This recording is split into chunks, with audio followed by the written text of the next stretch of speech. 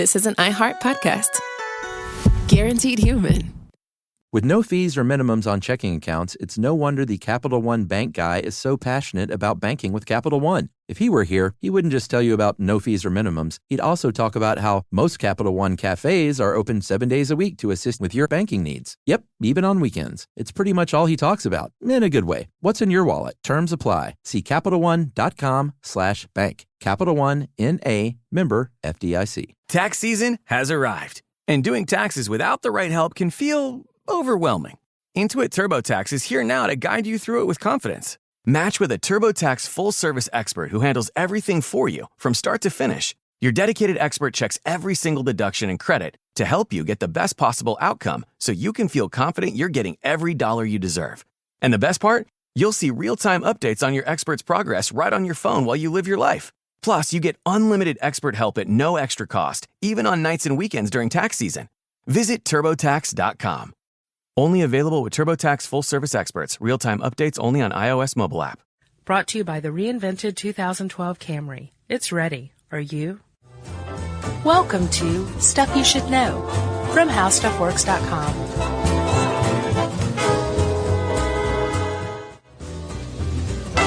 Whoa, and welcome to the podcast. I'm Josh Clark. There's Charles Cheech Bryant. Cheech, yeah, man. Yeah. I wanted to start this one out like a 12-year-old, so that's what I'm going with. A 12-year-old on acid, maybe. Maybe. Which has happened before. In France, actually. Really? Thanks to our old friends, the CIA. Oh, they dosed kids? They dosed a whole town.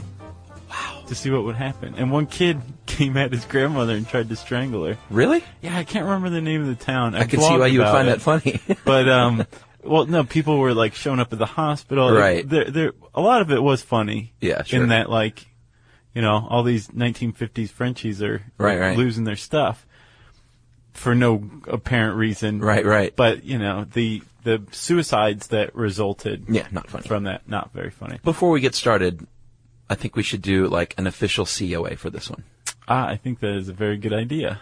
Because what Josh and I are about to talk about are illegal drugs. And we are not endorsing the use of these. They are illegal, after all. We'll probably say this later on, too. Yeah. But we just find it fascinating that they used to be used for certain things, and they're starting to be used again in certain scientific research labs for these things. It is extremely fascinating, which is what we're talking about, right? Exactly. I guess this could be a follow-up to our MK Ultra cast. It's a follow-up, and it's an epilogue and a prologue. Yes. Yeah. Very nice. Because we kind of came into the CIA LSD MK Ultra podcast, like right in the middle of the history of LSD, pretty much. Well, we toward the beginning, but one of the things after 1943 when Albert Hofmann, right? Yes. The chemist who created LSD. LSD 25? Tried it, it was his 25th attempt. Yeah. And tried it on himself, intravenously, as I understand it. He injected it. Well, it says at first he took it by mistake. Yeah, because it was a blood thinner. And then he took it for real. Yeah. On purpose. After that first bike ride home, he was like, gotta do some more of this. Can I read his quote? Please. I became aware of the wonder of creation, the magnificence of nature. Yes. To create Dr. Hoffman. Yeah. And he was just some Swiss guy, some chemist. He was not the first person to come up with a synthetic hallucinogen. Back in 1914, a German chemist who worked for Merck, the pharmaceutical company, came up with MDMA, better known as ecstasy. That far back, huh? Yeah. And here's a tip for you, Chuckers. Anytime, according to the Associated Press, you write about a designer drug and use it by its designer name, you capitalize it. So ecstasy is always capitalized. The word ecstasy? When you're talking about the drug, yes. Oh, well, sure. Yeah. And not just the euphoric feeling you get from life. That's different. Yes. That's lowercase. Okay. But it should be all caps. Yeah, sure. So, it was 1914 that MDMA was created. That's crazy. Yeah, and it was, I guess it served as it's not a catalyst because I think it's changed, but it was to be used in the synthesis of other chemicals. Right. And it kind of sat on the shelves for a little while until somebody along the way invented trance music? I wonder what happens if I take this stuff. Yeah. And they did. And the CIA, again, looked at it, wanted to see what it could do, passed it up. And a guy by the name of Alexander Shulgin, right? Yes. He's a Dow chemist, and in 1978, at the age of 74, he published a study on the euphoric effects of MDMA. It was the first time anyone had ever published a study on it. What year? 1978. Wow. But he was 74. And he first noticed the euphoric effects because he liked to take it and go to cocktail parties. Of course he did. Yeah. So he's like, hey, man, this stuff is the bomb. Yeah. And here's my study on it. Here are my findings. And lets everybody start taking this. So he starts giving it to his friends, including some psychiatrists. Did he give out pacifiers? Not yet. Okay. That's coming, though. That's very, very close. 1978, pacifiers came about 1988. Okay. So Shulgin gives some to a friend who's a psychiatrist. Right. Psychiatrists, some of the more avant-garde psychiatrists, Sure. Start giving it to their patients. And it gets called Adam for a little while. So while this is going on, it's being used by established psychiatrists. A mysterious financier in Dallas, Texas, finds out about this stuff and starts taking it, hires an underground chemist, and has it made himself, and then starts selling it at clubs all over Dallas. And so this illicit use of this substance, simultaneous to its emergence on the club scene in about the mid-'80s, led to the outlaw of MDMA. We'll get into it more. Yeah. But the point is, to this very long and rambling intro, both of these drugs and others were legal at one time. Yeah, sure. Were put to good use, beneficial use, and then outlawed, possibly unfairly. And then now we're starting to see them come back into use. Hallucinogens being used to treat mental illness and mental harm. In legitimate circles. Very legitimate. Quick question. Was that Dallas person, was that Cowboys owner Jerry Jones? I don't know. I don't think anybody knows who it is still. Got his start, maybe? Yeah, probably. That's I not think true he had at all. some dough to begin with. So, Josh, you mentioned the CIA. I do want to point out it wasn't just the Americans. The Canadian government and British's It works. Britain's MI6 also experimented with LSD, and between 1950 and 65, 40,000 people all over the world had been treated with LSD. Yeah. In treatments. Yeah. Cary Grant. Yeah, can we go back to Hollywood? Yeah. In the what year 50s. was this? 1950s? Uh-huh. So, a couple of guys set up shop. Arthur Chandler, what was the other guy's name? Oh, Hartman? Mortimer Hartman, who was a radiologist, took acid Mortimer Hartman. and said, I'm going to get into psychiatry. Yeah. These guys set up a shop called the Psychiatric Institute of Beverly Hills. Yep. Right in the middle of Beverly Hills, and this is back in the day when there was clean living going on, aside from the rampant alcoholism and cigarettes being smoked. Yeah. Adultery. Probably some marijuana use going on. Here or there, but that was among the hopheads. Yeah, exactly.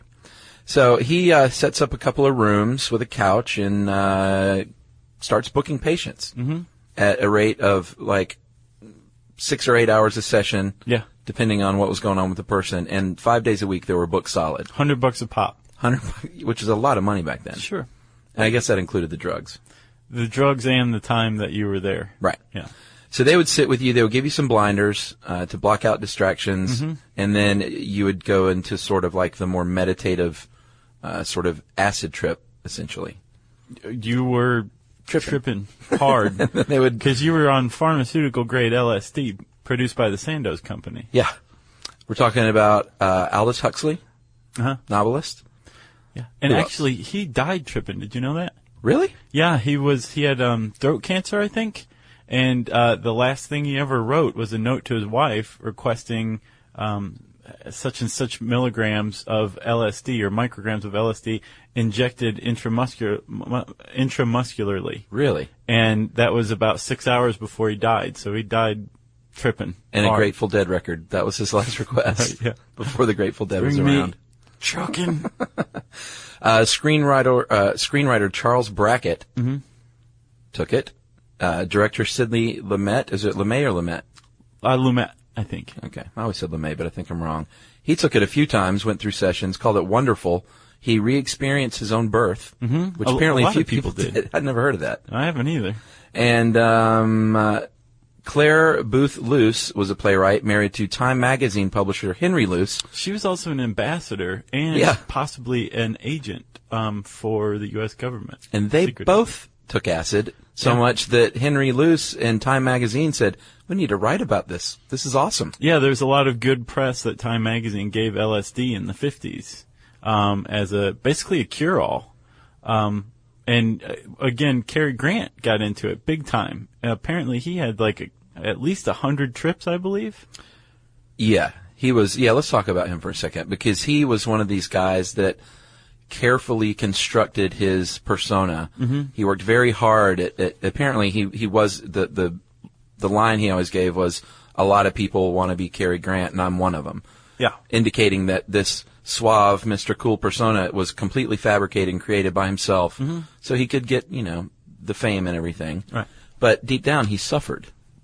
Support for this show comes from Public, the investing platform for those who take it seriously. On Public, you can build a multi-asset portfolio of stocks, bonds, options, crypto, and now generated assets, which allow you to turn any idea into an investable index with AI. It all starts with your prompt, from renewable energy companies with high free cash flow to semiconductor suppliers growing revenue over 20% year over year. You can literally type any prompt and put the AI to work. It screens thousands of stocks, buys one-of-a-kind index, and lets you backtest it against the S&P 500. Then you can invest in a few clicks. Generated assets are like ETFs with infinite possibilities, completely customizable and based on your thesis, not someone else's. Go to public.com/SYSK and earn an uncapped 1% bonus when you transfer your portfolio. That's public.com/SYSK. Paid for by Public Investing. Brokerage services by Open to the Public Investing, Inc., member FINRA and SIPC. Advisory services by Public Advisors, LLC, SEC registered advisor. Generated Assets is an interactive analysis tool. Output is for informational purposes only and is not an investment recommendation or advice. Complete disclosures available at public.com/disclosures.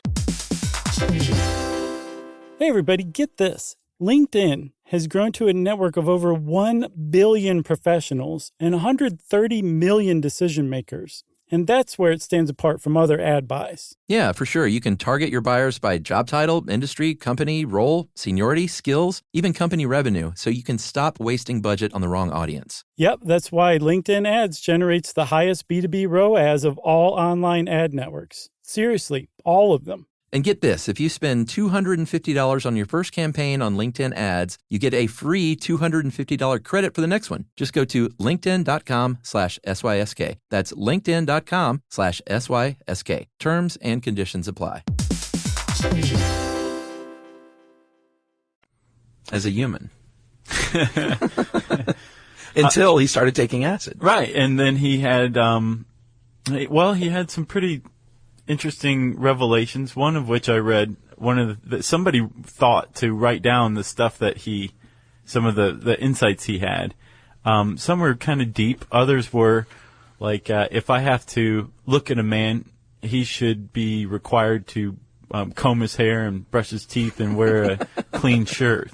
That was apparently an acid revelation? Yes, it was. Interesting. So it kind of ran the gamut. But yeah, he became a real devotee of LSD. He and his ex-wife, too. Yeah. Betsy. She got him into it, right? I think so. Who wrote that? We're part of this. We're basing this part on a Vanity Fair article that just really came out. Good article. Yeah. It's called "Carrie in the Sky with Diamonds." Yeah. But he was a huge advocate for LSD. He wasn't the only one. No. But he lived to see it outlawed and public sentiment turn against it. Right? Yes. Just like MDMA. Psilocybin, magic mushrooms, and one of you could say that Timothy Leary almost single-handedly led to the tremendous suffering of a lot of people who might otherwise have been helped by LSD. Yeah, ironically. With his naive bravado. Yeah. Of, the establishment just needs to get over its hang-ups and we should all take acid. Yeah. Whether or not you agree that that's a good idea, it's a stupid thing to say. Sure. Leary was originally a Harvard psychiatrist, right? Yes. And he started taking, I think, mushrooms, and then he eventually started taking LSD. and was fired from Harvard because he turned into a hippie. Yeah. And that was pretty much the beginning of the end of LSD. Yeah, they may have continued to use LSD as treatment for mental patients, mental illness and depression, if not for Timothy Leary, Right. who was trying to spread the word about acid. That's right. Back to Cary Grant real quick. He was so into it, Josh. He had a couple of stories written about him. In 1959, in Look magazine, Yeah. the curious story behind the new Cary Grant gave a glowing account of LSD. And then, this is the best, the following year, the Good Housekeeping magazine, it got the Good Housekeeping seal of approval in the 1960 issue, and they called it The Secret of Grant's Second Youth. Mm-hmm. I want to get a copy of that magazine. Yeah. How awesome would that be? Yeah, and that's kind of like the theme of this podcast. It's so weird that these things were considered incredibly wonderful and benign, and now they're just viewed as just so they're evil and they're outlawed simply because they were made illegal. They were prohibited. Right. And again, there's kind of a movement toward saying, hey, you know, maybe Timothy Leary did give this a bad name. Maybe that underground chemist in Dallas really kind of put a terrible spin on this, and we should look at these again, right? Can I tell one more story? Yes. From Hollywood of the 1960s? Yes. Esther Williams, famous diva actress from the MGM studio, friend of Cary Grant's, called Cary Grant up after these articles and said, hey, can you introduce me to your doctor, Dr. Hartman? He did so. At the time, she was aging, just had gone through a divorce. Right. Her husband left her with huge debt with the IRS. Right. And she was still struggling with the death of her 16-year-old brother. She goes in the office, she takes acid, does her session, goes home to her parents, still on acid, has dinner with them, and then goes into the bathroom mirror, says goodnight to her parents, looks in the mirror, and I'm going to read this quote. I was startled by a split image, one half of my face. The right half was me. The other half was the face of a 16-year-old boy. The left side of my upper body was flat and muscular. I reached up with my boy's hand to touch my right breast and felt my penis stirring. It was a hermaphroditic phantasm, and I understood perfectly in that moment. When my brother died, I took him into my life so completely, he became part of me. Yeah. That's a pretty huge thing to understand and a pretty jarring way to come to terms with that, right? Yeah, but that's what they're finding out now, though, is that these people are having these breakthroughs in the throes of their final days of, let's say, cancer, and they have these epiphanies. Before we get to that, so LSD is outlawed. We're following a timeline here. Yes. LSD is outlawed in, I think, 65, something like that. At the latest 1970. Yeah, they shut down the shop in Beverly Hills. Yeah, and Sandoz stopped making it, and it was outlawed and pushed underground. Yeah. MDMA made it until 1985, and MDMA's story is linked very closely to a guy named Dr. George Riquarte, who is Johns Hopkins researcher. This floored me. So in 1985, about the time the DEA is reeling from being caught totally unaware by the crack epidemic. Yeah. And basically, a lot of people think looking for a whipping post. Sure. They start considering outlawing MDMA. At that moment, this guy, Dr. George Riquarte, publishes a study that he says this drug depletes your serotonin levels permanently, causing brain damage. Right? It can kill you. Yeah. Well, that came later. Oh, was that later? Yes. Okay. So this guy, who is unknown at the time, publishes this study, starts to get National Institute of Drug Abuse funding. So basically, this is his job. He starts a career creating scientific evidence in favor of banning drugs. Leads to the outlaw of MDMA, right? Yes. That wasn't quite enough. They scheduled it. The feds went after MDMA even harder, and in 2002 they came up with this thing called the RAVE Act. That's okay. It's what does RAVE stand for? Reducing Americans' Vulnerability to Ecstasy. I wonder how long they sat around looking at the word rave, saying we got to make it fit. Yeah, we got to make it fit. Yeah. So the RAVE Act basically said if you are a club owner Uh-huh. and somebody gets caught taking ecstasy or has ecstasy at your club, we're going to shut down your club. Right. It was a huge, huge law, and it was bolstered by another study by Dr. George Ricordi that found that he tested on 10 monkeys. Yeah, this is the big one. He injected them with MDMA. A bunch of them went psychotic. Yeah. Some of them showed early signs of Parkinson's all of a sudden. Right. And 2 of them died almost immediately after being injected. Yeah. So people started asking questions about this, like, what are you talking about? People have been taking this drug forever, and this has never happened. Right. So they started kind of going after Ricordi, and they found out that he had actually injected them with methamphetamine. Right. Not MDMA. The first thing that tipped them off was that he injected them because people were like, well, you don't inject ecstasy, so that's kind of a weird way to do it. Right. And then they found out it was methamphetamines, which he blamed on a mislabeling of a drug shipment, which they traced back, and they went, no, the label right here. Yeah, the drug provider was like, don't blame us, pal. It's pretty clear. So by this time, the Rave Act has already passed, or the Rave Act didn't get passed, but something that included that was passed by that time. The study that Ricordi produced was published in Science, the journal Science. Like, that's as highbrow as you get as far as scientific journals go. Right. And finally, he gets beaten up enough that he prints a full retraction. Yeah, it came clean. Science runs this retraction saying the whole study that I produced, right, just forget it ever existed. I bet that doesn't happen much. No, it doesn't. That's very unusual. Yeah. So Ricordi, I get the impression, is kind of this, it just kind of seems like the scientific community views him largely as a shill for the government. Say so. Yeah. There's a couple of articles that he shows up on Reason magazines worth checking out. Yeah, and the other interesting thing about that whole story about the big fake study he did with methamphetamines as ecstasy is that the Parkinson's Foundation, Parkinson's researchers said, I don't think that that's true. That doesn't make much sense to us either, that they would show signs of Parkinson's. Right, so they looked into it. People went about reproducing his study. Yeah. And the people who run the Parkinson's Foundation actually issued a statement saying ecstasy does not do this. Yeah.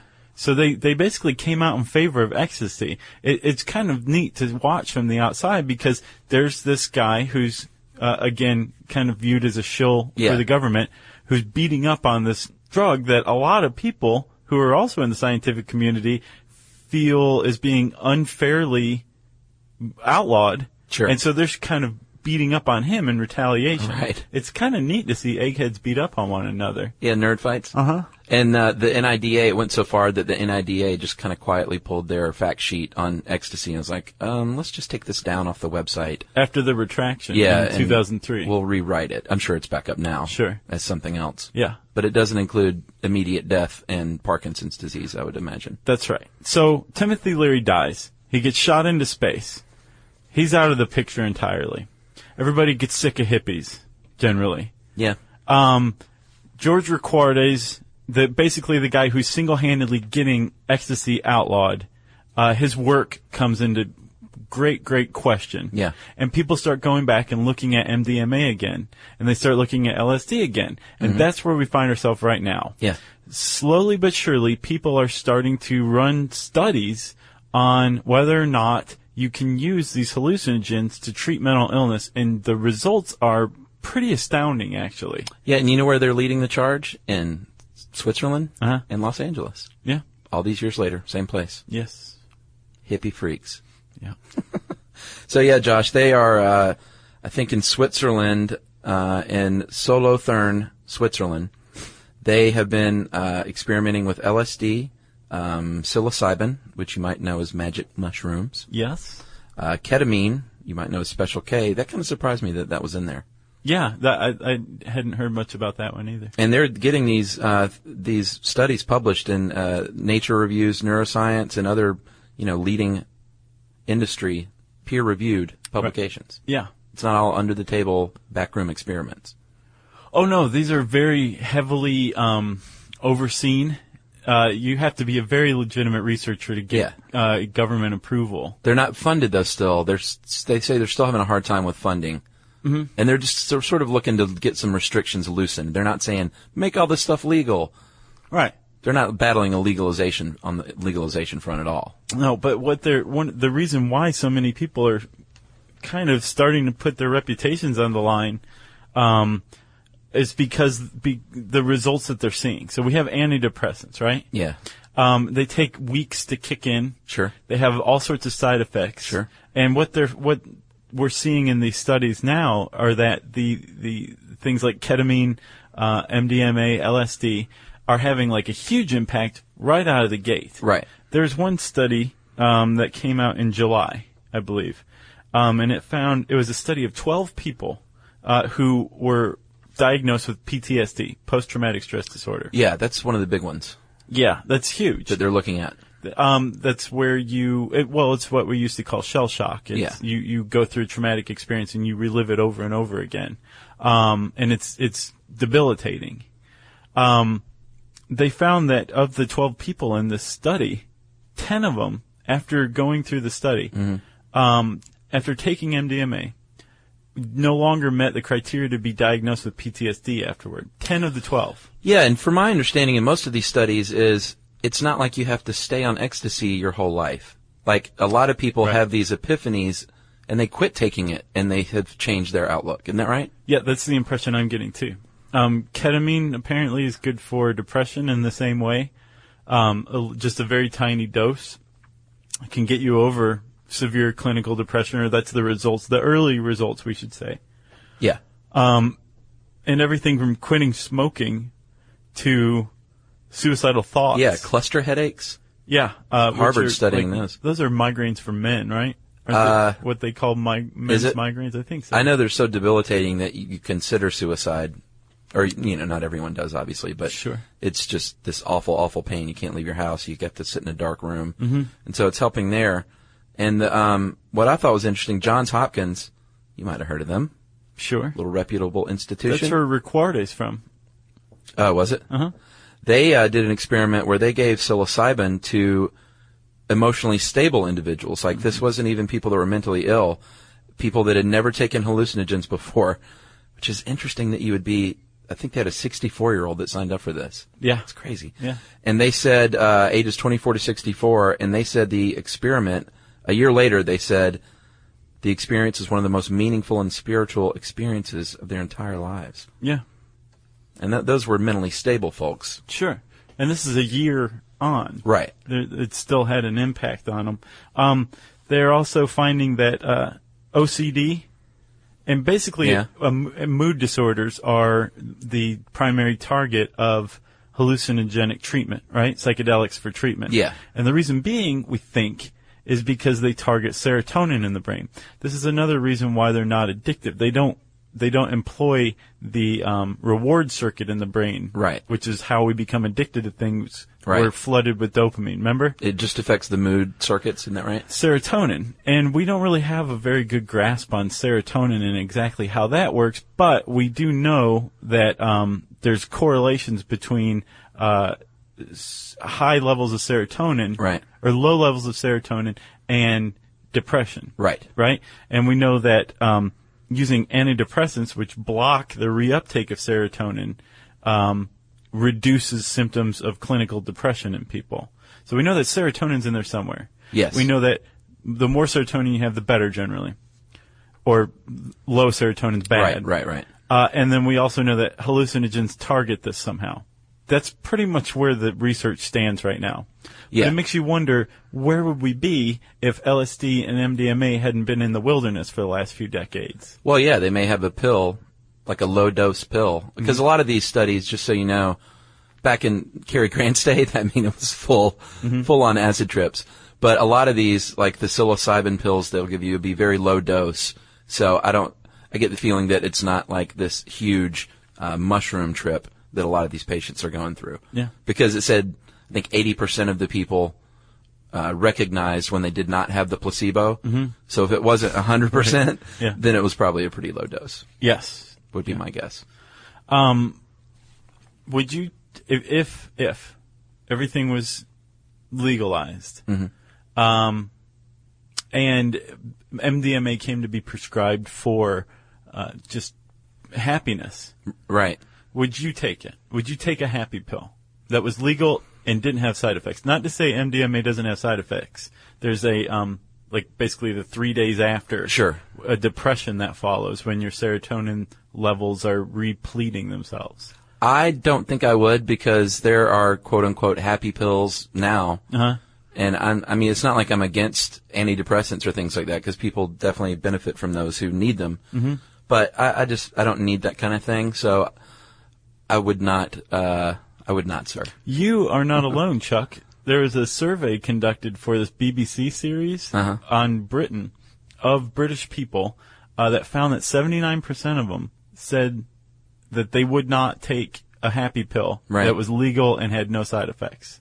It's interesting. Yeah, because it kind of, I think that for a large segment of the population, there's this, the idea of synthesizing happiness is untoward. Yeah. You know? Yeah, it's a little weird. Yeah. I mean, that's not to say I'm a square and I don't like to get down. Support for this show comes from Public, the investing platform for those who take it seriously. On Public, you can build a multi-asset portfolio of stocks, bonds, options, crypto, and now generated assets, which allow you to turn any idea into an investable index with AI. It all starts with your prompt, from renewable energy companies with high free cash flow to semiconductor suppliers growing revenue over 20% year over year. You can literally type any prompt and put the AI to work. It screens thousands of stocks, buys one-of-a-kind index, and lets you backtest it against the S&P 500. Then you can invest in a few clicks. Generated assets are like ETFs with infinite possibilities, completely customizable and based on your thesis, not someone else's. Go to public.com/SYSK and earn an uncapped 1% bonus when you transfer your portfolio. That's public.com/SYSK. Paid for by Public Investing. Brokerage services by Open to the Public Investing, Inc., member FINRA and SIPC. Advisory services by Public Advisors, LLC, SEC registered advisor. Generated Assets is an interactive analysis tool. Output is for informational purposes only and is not an investment recommendation or advice. Complete disclosures available at public.com/disclosures. Hey everybody, get this. LinkedIn has grown to a network of over 1 billion professionals and 130 million decision makers. And that's where it stands apart from other ad buys. Yeah, for sure. You can target your buyers by job title, industry, company, role, seniority, skills, even company revenue, so you can stop wasting budget on the wrong audience. Yep, that's why LinkedIn Ads generates the highest B2B ROAS of all online ad networks. Seriously, all of them. And get this, if you spend $250 on your first campaign on LinkedIn Ads, you get a free $250 credit for the next one. Just go to linkedin.com/SYSK. That's linkedin.com/SYSK. Terms and conditions apply. Another aspect, Josh, I mean, we're talking right now about literally the effect it has on your brain and your serotonin levels and your moods. Right. They've also found that patients, cancer patients in particular, who consume hallucinogens, or people with just traumatic events from earlier in their life, they have the ability to relive some of these memories and events from their past. Right. They can unlock buried traumatic episodes, deal with them psychologically, put them to rest, and come out the other side with a new understanding, free from these demons. Right. You remember when, in the hypnosis episode where we were talking about how the way it's viewed now is that you're accessing the subconscious more easily. It's like popping open a control panel. That's what this is what they're seeing with MDMA apparently. You are able to access things from a very empathetic way. I think the term I've heard for it is called a psychotherapeutic catalyst. Yeah, like it kickstarts things. And I think one researcher called it's psychotherapy sped up. One psychiatrist called it. Yeah. It's like psychotherapy on acid. So this LSD specifically hasn't been the greatest friend to everybody who's ever taken it. Yeah, sure. And what's funny in this article that that's on the site, Can We Treat Mental Illness with Hallucinogens?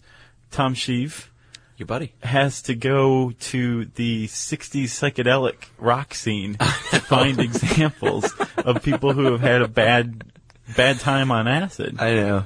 And apparently what the conventional wisdom is if you are predisposed to mental illness, LSD can exacerbate that. Yeah. If you have a bad trip, you're going to have a really, really bad trip because you're already predisposed to mental illness. Yeah, he used Brian Wilson and Sid Barrett as the two examples. Yeah. And those are stellar examples. They really are. I gotta say. But they're also counterintuitive to what we're seeing with, like PTSD. You are already suffering from a mental illness, so here's some MDMA. Right. Probably LSD would be horrible to give to a PTSD survivor. Yeah. Right? I would say so. And what else, Chuck? Can we talk about Pamela Sakuda? Sure, yeah. It's a very interesting story. This was a woman, age 57 at the time of this article, who was in the final stages of colon cancer. She had outlived her prognosis. She was anxious and depressed. She was worried about her family, her husband, and what they were going to do without her. It was not a good life she was living here at the end. And she was prescribed antidepressants, of course. They didn't work. Right. Didn't do a thing for her, so she volunteered for an experiment at UCLA in 2005 and started taking psilocybin, the magic mushroom pill, in pill form. Yeah. She had a lot of breakthroughs. They brought her husband in at the end of one of the sessions, and he said, "There's my Pammy." She was just beaming with light, and I haven't seen her that joyous in so long. She was totally alive and happy. And she continued to take it until she didn't need it anymore. She had these breakthroughs, and then all of a sudden her husband and Pamela were going to concerts. They went hiking at the Grand Canyon. They went on vacations. They did all these things that she hadn't been doing in a long time because of these epiphanies she had under the influence of psilocybin. Mm-hmm. And sadly, she died. Well, she had cancer. Yeah, she died. That's what she died from in 2006. And her husband said she died in his arms, but her husband was very appreciative, and they actually did a benefit about a week before she died for the institute that was doing this work at UCLA. Mm-hmm. So it's pretty interesting. Yeah, definitely one of the applications that they're finding is end-of-life care for using MDMA or LSD or psilocybin. Sure. Or Special K, apparently. What about this ibogaine? Mm-hmm. They're finding that ibogaine works really well. Ibogaine is it's from a hallucinatory root plant in Africa, I believe. Uh-huh. And they're finding that you go on a 36-hour trip. That's a long time. It is a long time. But they're finding that it's really effective in breaking addiction, and like serious addictions too, like heroin. Yeah, and cocaine. So being on this stuff just for 36 hours creates a break in the addiction cycle itself. Sure. But what they're finding that's most notable about it is there's a lack of withdrawal symptoms that you see in every other type of addiction removal. Yeah. Especially with heroin. Like heroin, you're supposed to have physical withdrawal symptoms. And people who are taking ibogaine are not experiencing that like they would if they tried to kick the habit without it. It's pretty remarkable. Yeah. It is very remarkable. It's very interesting. We should probably say, I don't know if we have yet, that this podcast is in no way an endorsement of going out and buying yourself some street drugs and, no. Seeing what happens. It's a study of what we find to be very fascinating. Mm-hmm. The fact that there's been a resurgence in this, and these, qualified doctors, UCLA, Johns Hopkins, they're saying we should look into this stuff. Yeah, and they definitely are, and they're getting some very interesting results. What about the AA guy? We should mention that really quickly. That was pretty funny.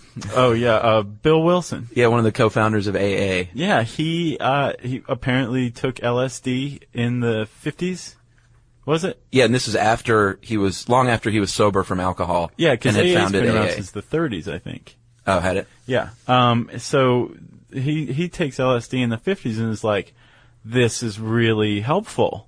So I think everybody who comes into AA should take LSD. Exactly. And they were like, you should probably not do that. Yeah, so it never they talked him out of it. But the reason why he found it helpful is that hallucinogens, part of a 12-step program, is to really reflect on past wrongdoings. Yeah. And then elucidate them Right. to another human being. And apparently LSD, MDMA, these other drugs help. They serve as a catalyst for that process. So you tap into that. That's why Bill Wilson thought this is really helpful. Because, again, psychotherapy sped up. Fascinating. Very fascinating. I will say this, though. I'm going to go out on a limb and say, even though we're not saying, oh, you should go out and do these things, I will say that some chemically created in a lab pill called an antidepressant isn't, I mean, what's the difference? The difference is, I think, in my opinion, from what I've seen, one's marketed and legal and the other is illegal. Yeah. It's as simple as that. One is made by Merck, and one is not made by Merck. But Merck used to make this stuff, too, which is ironic. Public sentiment counts for everything. Yeah. You know? Oh, it's the same reason that alcohol, you can go into a bar and get completely wasted out of your mind and get in a car, but you can't walk into a bar and smoke a joint. Or shoot heroin. And we're not lobbying for anything. It's just interesting that the things that society has deemed acceptable, alcoholism is just fine. Well, it's not just fine, but it's legal and you can do it. Right.